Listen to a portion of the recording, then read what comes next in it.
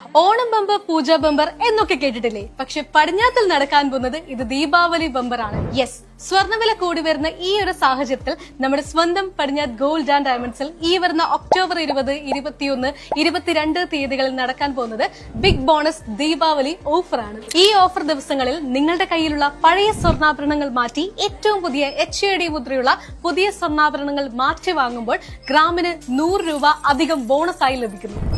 അപ്പൊ ദേ കേട്ടല്ലോ, ഇതാണ് ഞാൻ പറഞ്ഞ ബമ്പർ ഓഫർ.